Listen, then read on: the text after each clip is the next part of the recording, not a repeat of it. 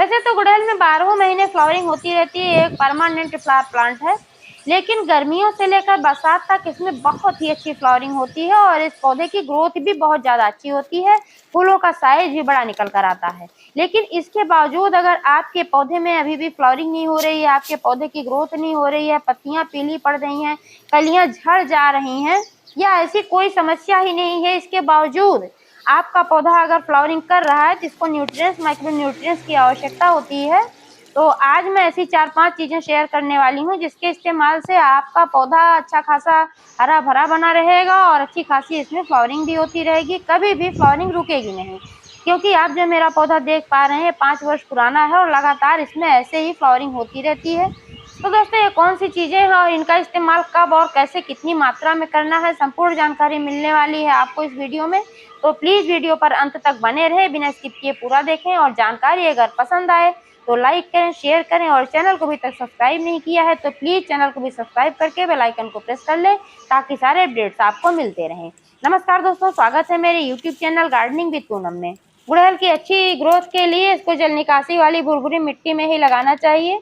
और पानी की बात करें तो अभी अगर आपके यहाँ बरसात ज़्यादा हो रही है तो मिट्टी को दलदली होने से बचाएं, बहुत ज़्यादा वाटरिंग ना करें, मिट्टी में नमी बना कर रखें, लेकिन मिट्टी को ज़्यादा गीला ना करें। इससे जड़ सड़न की समस्या हो सकती है, फंगस लग सकता है और पौधा स्ट्रेस में जा सकता है, आपका पौधा पूरी तरीके से खराब हो सकता है। गुड़हल का पौधा सन लविंग प्लांट है, इसको 5 से 6 घंटे की धूप की जरूरत होती है। लेकिन गर्मी का महीना है, अगर आपके यहाँ धूप तेज हो रही है तो सिर्फ सुबह की 2-3 घंटे की धूप ही पर्याप्त है, क्योंकि सुबह सुबह की जो धूप होती है बहुत ही फायदेमंद होती है। दोपहर की कड़ी धूप से आपको पौधे को बचाना है। 15 से 20 दिनों में मिट्टी की गुड़ाई अवश्य करें। इससे क्या होता है कि जिसमें एक्स्ट्रा जड़ें हो जाती हैं, बहुत ज्यादा जड़ें भर जाती हैं, तो इनको ट्रिम करना जरूरी होता है। जब ये जड़ें ट्रिम नहीं होती हैं तो फिर नीचे जड़ों का विकास बंद हो जाता है और फिर पौधे का भी विकास बंद हो जाता है, इसमें फ्लावरिंग भी बंद हो जाती है, कलियां बनना बंद हो जाती हैं, पौधा पीला पड़ने लगता है। तो इसलिए अगर आप गुड़ाई करते हैं तो जड़ों तक ऑक्सीजन भी पहुंच पाता है, जड़ें सांस ले पाती हैं और मिट्टी भुरभुरी रहती है, पोरस रहती है, तो इसमें जो भी आप पानी वगैरह डालते हैं जड़ों तक जाता है आसानी से। साथ में इसमें बीड्स वगैरह नहीं उगने पाते हैं, अक्सर आप गुड़ाई जब करते रहते हैं। इसके बावजूद अगर गमले में कोई घास फूस खरपतवार उग भी जाता है तो आप निकाल कर इसको फेंक दें। गुड़हल के पौधे में जब फूल आप तोड़ लेते हैं तो जो डंठल बचते हैं तो इनको भी तोड़कर हटा देना चाहिए। अगर पीले पत्ते हैं, सूखी टहनियां हैं, तो इनको भी कट करके हटा देना चाहिए, क्योंकि जब पत्तियों की एज हो जाती है तो पत्तियां पीली पड़ती हैं और अगर नहीं हटाते हैं आप तो ये झड़ती हैं गमले में और फिर वहां फंगस का कारण बनती हैं। फर्टिलाइजर देने का सबसे सही समय क्या है, सबसे पहले ये जानते हैं। तो दोस्तों, फर्टिलाइजर देने का सबसे सही समय जो होता है वो शाम का समय होता है। अगर आपके पास शाम का समय उपलब्ध नहीं है तब आप सुबह में दे सकते हैं, लेकिन धूप निकलने के पहले।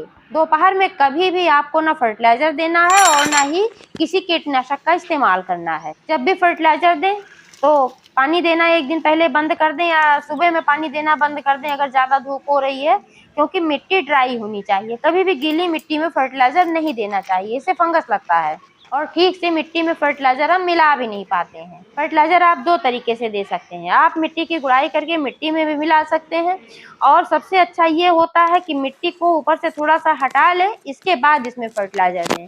इससे क्या फायदा होता है, आपका फर्टिलाइजर मिट्टी के नीचे जड़ों के पास दबा होता है। जब आप वाटरिंग करते हैं तो ये फर्टिलाइजर घुलकर जड़ों के माध्यम से पूरे पौधे में पहुंचता है। तो आप देख पा रहे हैं यहाँ से मैंने मिट्टी गुड़ाई करके और ऊपर से 2-3 इंच मिट्टी निकाल लिया है। अब इसमें फर्टिलाइजर देना है, तो सबसे पहले इसमें मैं दूंगी कंपोस्ट खाद। और ये कंपोस्ट खाद जो है ये मैंने घर पर खुद बनाया हुआ है, ये बहुत ही अच्छा होता है, क्योंकि जो मार्केट से आप लेकर के आते हैं उसमें मिलावट भी होता है। मैंने कई लोगों से सुना है कि उसमें कहीं रेत मिला हुआ होता है तो कहीं मिट्टी मिली हुई होती है वजन बढ़ाने के लिए, तो इसलिए उसको अगर आप डालते हैं तो पौधे को विशेष फायदा नहीं होता है। अगर आप घर पे कंपोस्ट खाद बनाते हैं तो ये बहुत ही अच्छा होता है। मैं घर पे ही बनाती हूँ और ऐसे ही अपने पौधे में यूज करती हूँ, इसी से मेरे पौधे चलते रहते हैं। कभी भी मैं बाहर से मार्केट से कोई भी फर्टिलाइजर खरीद कर नहीं लाती हूँ, सिर्फ एक फर्टिलाइजर के जाइम खाद।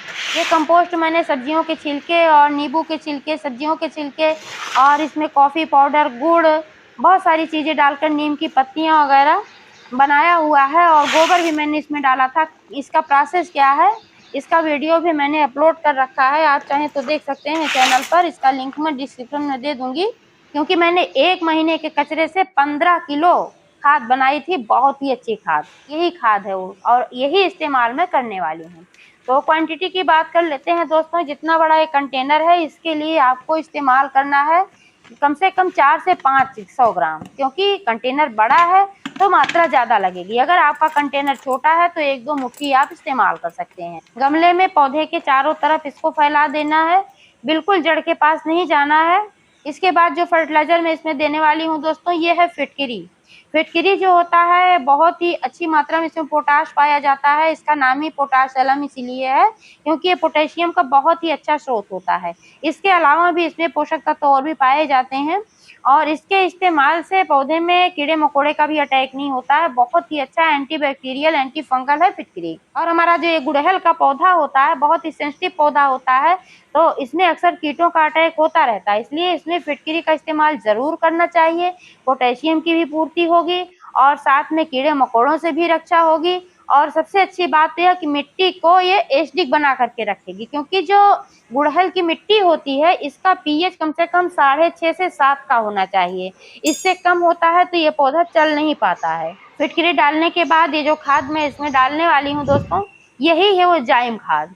ये जाइम खाद मैं इसमें 1 महीने में 1 बार यूज करती हूँ। 1 महीने पहले मैंने इसमें यूज किया था और अभी फिर इसमें यूज करने जा रही हूँ। क्योंकि गुड़हल के लिए जाइम खाद बहुत ही अच्छा काम करता है। इससे कलियां बहुत ही तेजी से बनती हैं। जिस गुड़हल में कभी भी कली नहीं बनती, उसमें भी अगर आप इस फर्टिलाइजर को डाल देते हैं तो 3-4 दिनों के अंदर आपको नजर आएगा कि कलियां बनना स्टार्ट हो गई हैं। क्योंकि मैंने इसको खुद डालकर देखा है। मेरे पास एक पौधा चाइनीज रोजा हिबिस्कस है, तो उसमें कलियां नहीं आ रही थी। जब मैंने इसका इस्तेमाल किया तो उसमें बहुत सारी कलियां आ गई और अभी फ्लावरिंग कर रहा है। क्वांटिटी की बात करें दोस्तों, तो इतना बड़ा जो कंटेनर है, 25 से 30 ग्राम इसमें यूज कर सकते हैं, और इतनी ही मात्रा में मैं यूज कर रही हूँ। जाइम खाद एक ऑर्गेनिक खाद होता है। आपको ये किसी भी बीज की दुकान पर और किसी भी फर्टिलाइजर के दुकान पर मिल जाएगा, आप जाइम खाद करके अगर मांगेंगे तो। क्योंकि कई दोस्तों ने पूछा कि जाइम खाद क्या है और ये कहाँ मिलता है, इसीलिए मैंने इसको डिटेल में बताया।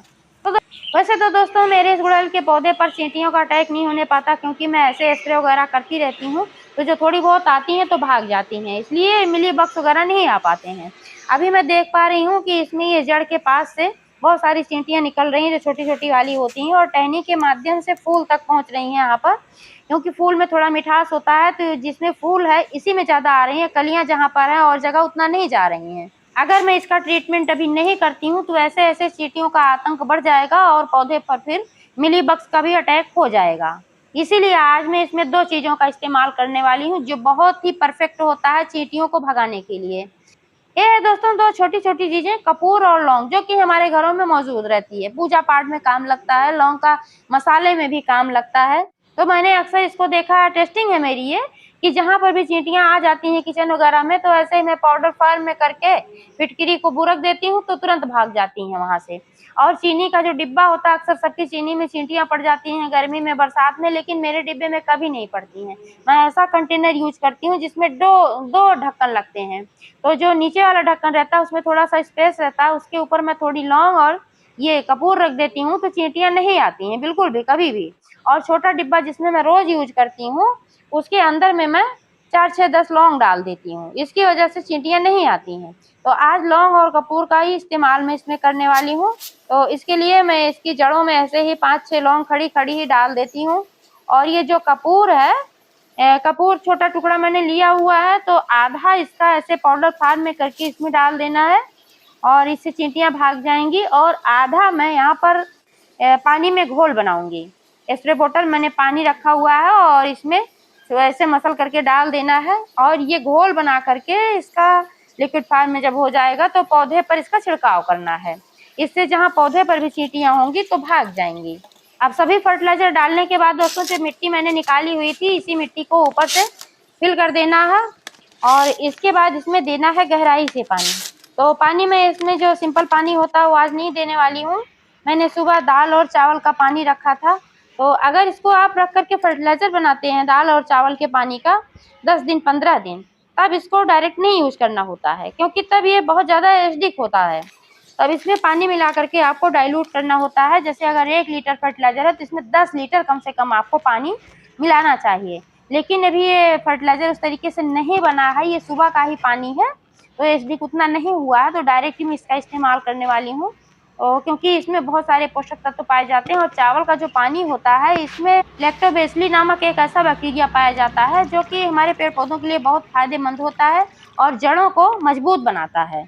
साथ में इसमें पोटेशियम, फास्फोरस, नाइट्रोजन और भी बहुत सारी चीजें होती हैं। और ये दाल का पानी होता है, ये प्रोटीन का अच्छा स्रोत है, तो इसी को मैं इसमें डाल देती हूँ।